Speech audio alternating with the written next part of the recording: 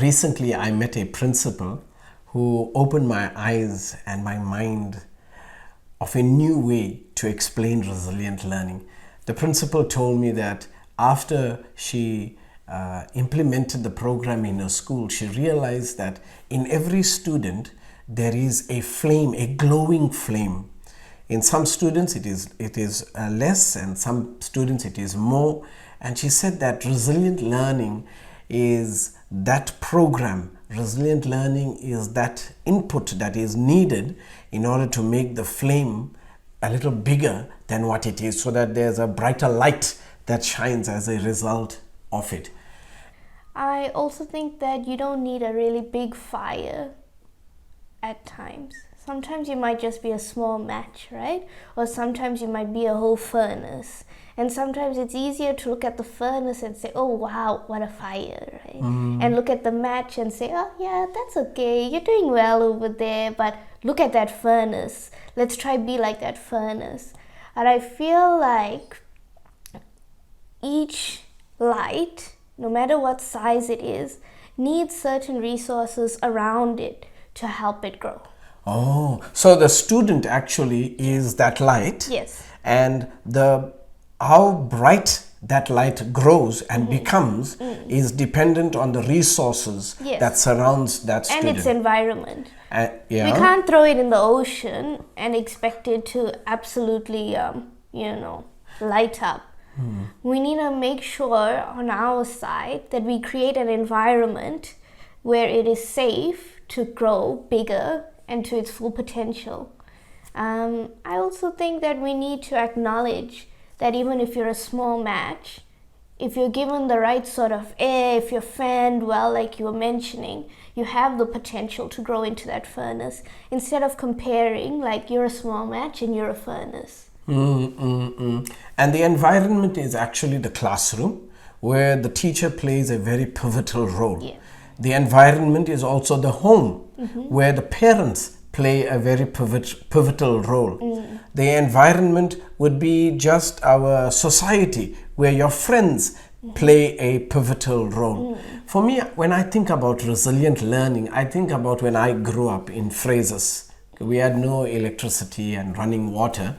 So at night we used to cook on the fire, and then when the food is cooked, we would sit around the fire and warm ourselves. And as the flames go down, down, down, right? From red it gets darker, darker, until it's covered with ashes. Then we go to sleep.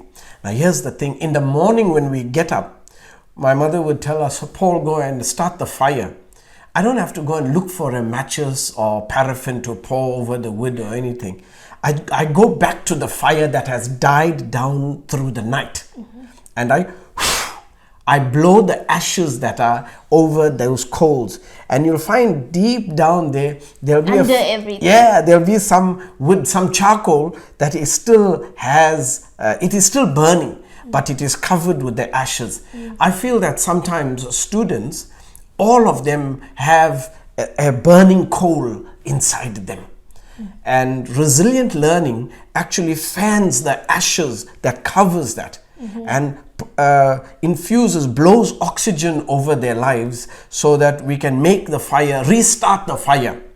You'll find that some students over holidays or during difficult periods in their lives, they feel that they don't do so well in school, so their capacity is diminished, and like ashes grow over it. But when they engage with resilient learning, and when they complete the resilient learning program, the ashes are blown away, and they can start rekindle. The right word is rekindle the fire that is inside them.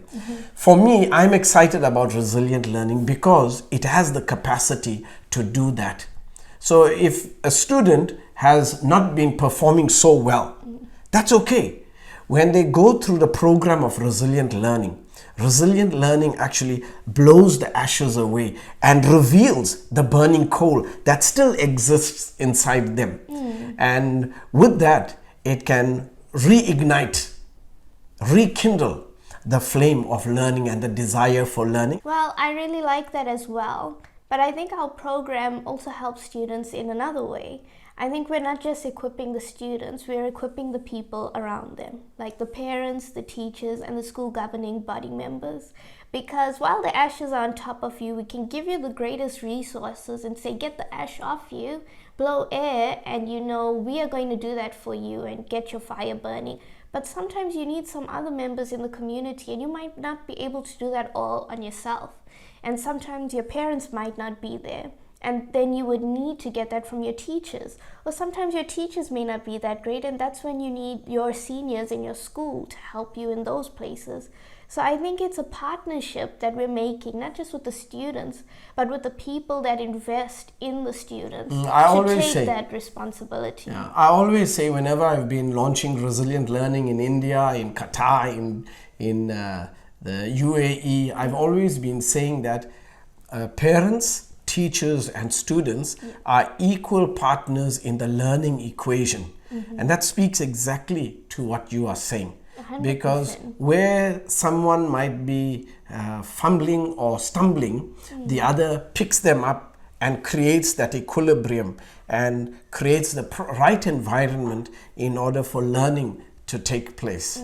So I like what you're saying, that besides the flame of the student, the other factors are equally important. Yeah. When I think about my experience as a student, right, I got amazing support from my parents, and I came home and I'm doing my project. I'll say, Dad, look at this, or Mommy, look at what I'm doing, or what do you think I should do about this? And that was a really safe place for me to just grow and express my ideas and have the freedom to do that. But the place where I also thrived was actually in the classroom, and I really enjoyed school. But that was also because I was really blessed to have teachers where I felt the same safety and excitement to say things like that. Nobody wants to say, oh, teacher, look at what I've done, if the teacher's not going to be excited, or if the teacher's going to be angry, or if you're wasting the teacher's time. But when I used to speak to my engineering teacher, for example, and I'll be like, sir, look at what I did yesterday alongside the homework. I did an extra drawing in advance. And instead of my teacher saying, oh yeah, cool, Leandra, now show me what you were supposed to do. He says, wow, Leandra, look at what you did there. And then he takes it, and he doesn't just glance over it, he looks at it and he follows the lines. And then when he's following the lines, it shows me that he's actually looking, he's interested. And then I feel like I've been fed with happiness or approval from my teacher. And then when I go home, I feel more excited to do my homework and to do a little extra because I know my teacher's paying attention. So the role of the teacher then is very critical in maintaining the flame of learning in the heart of your student and engaging their minds and making them excited to learn. I like that, because we sometimes underestimate the role that teachers play. Back in the day, teachers were highly respected. And I'm excited about resilient learning also because we are encouraging not just the students to do the program. We are encouraging every teacher to also go through the resilient learning journey, so that the teacher and the parents also. Our program is designed not just for the student, but for the student and their parents and their teachers, so that all of them go through the same journey. And if one of them along the way, falters a bit or forgets certain principles from resilient learning, they all can remind each other instead of speaking down to each other or instructing each other. It's just a reminder and therefore an encouragement between the three of them. So this partnership between the teacher, the parent and the student is very, very critical and very important. And stoking the flames, sometimes when you are making a fire, you have to go and stoke the flame and readjust the woods. You'll hear some crackling, and then you'll see the flame is glowing even more.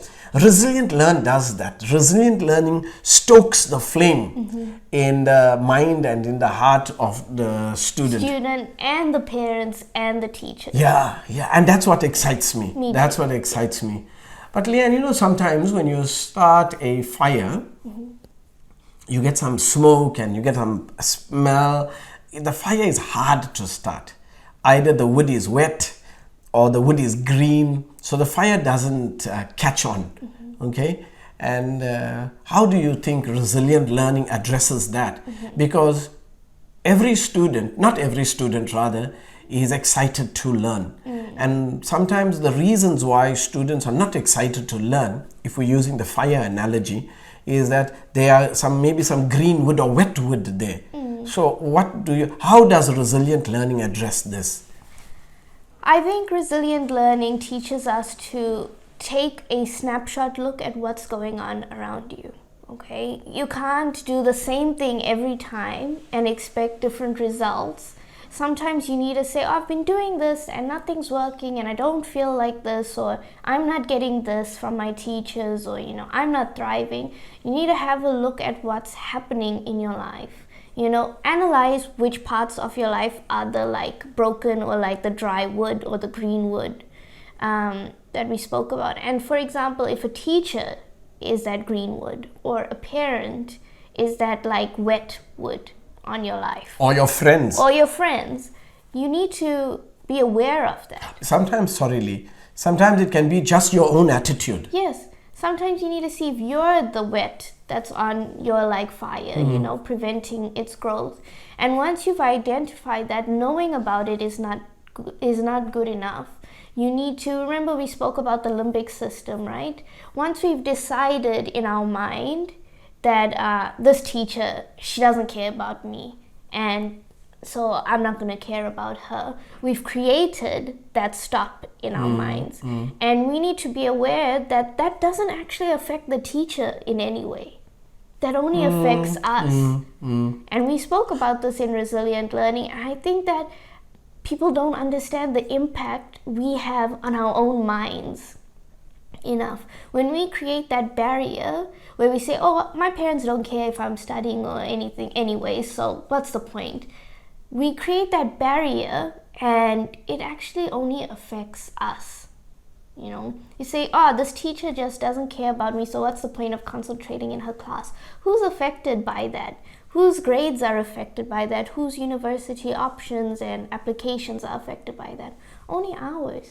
So actually sometimes we do a disservice to ourselves while trying to spite your teacher or your parent who is showing a lack of interest in your own success. So I think students then should actually prioritize themselves. Yes.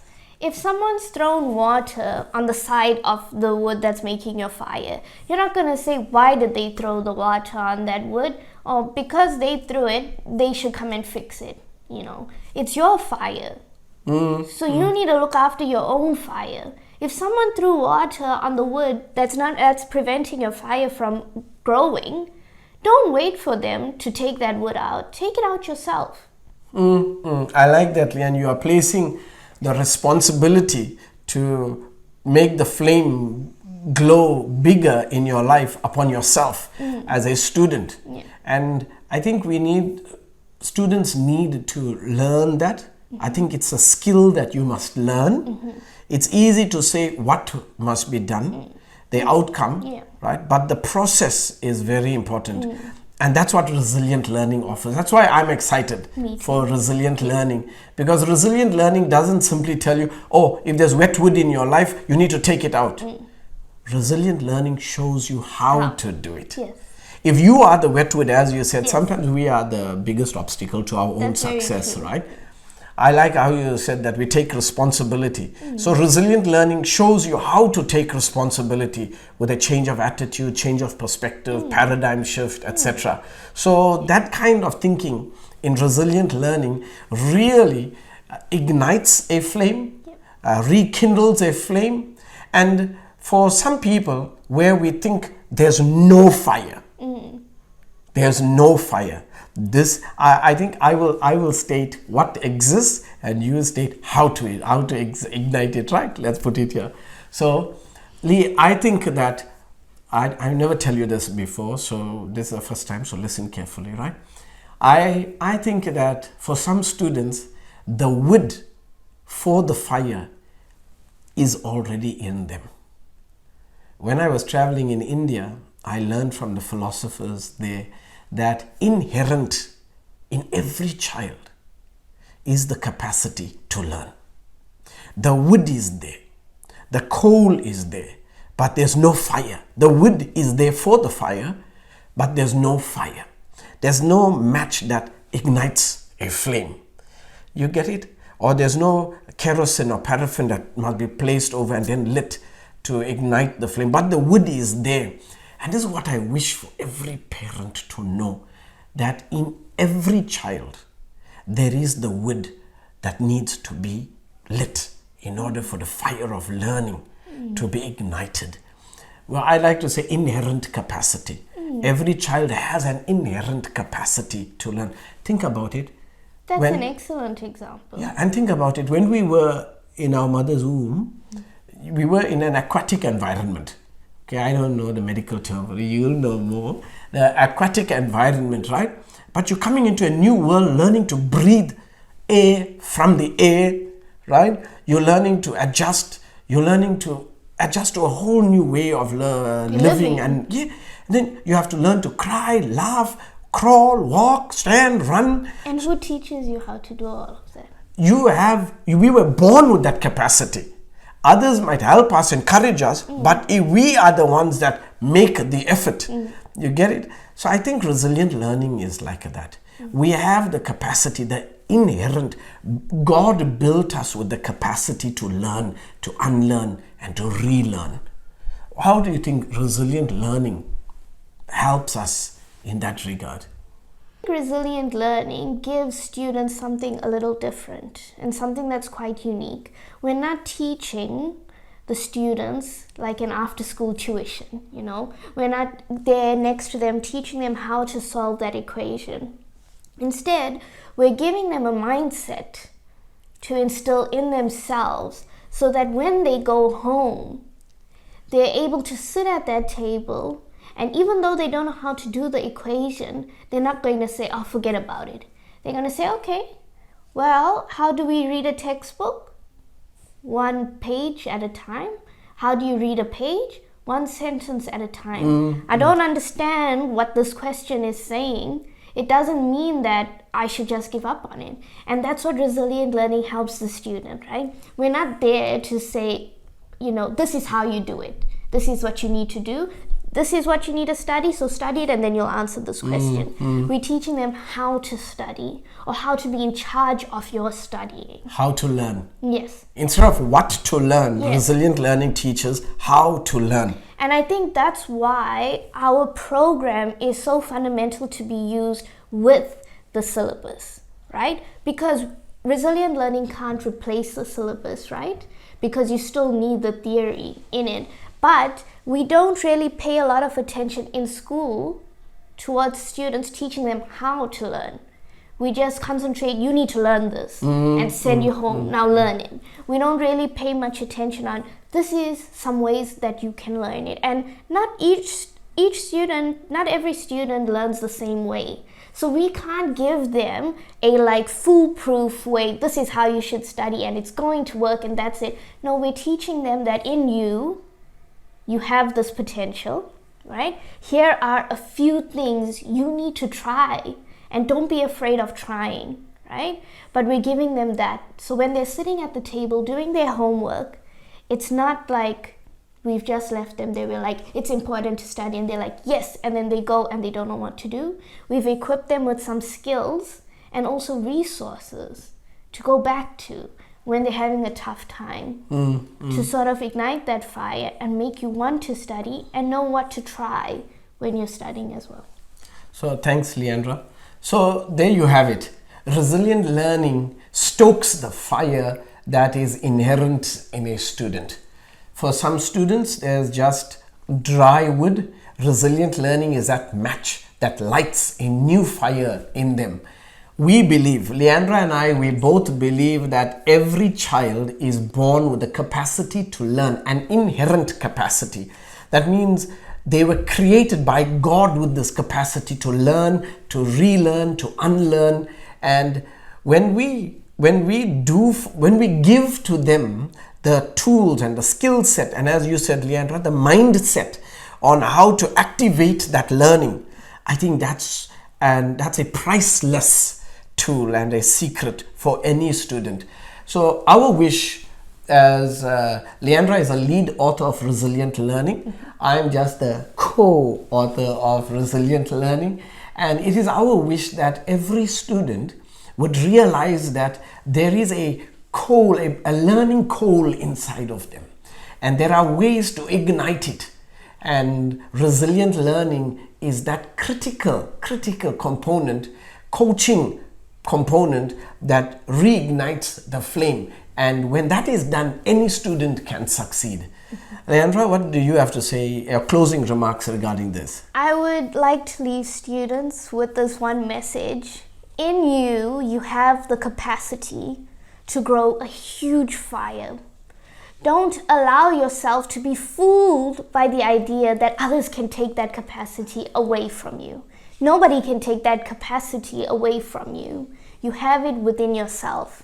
So when you're studying and when you're learning and along your journey to whichever destination you want, I want you to remember that the capacity for you to grow is within yourself, and you cannot let anyone take that from you.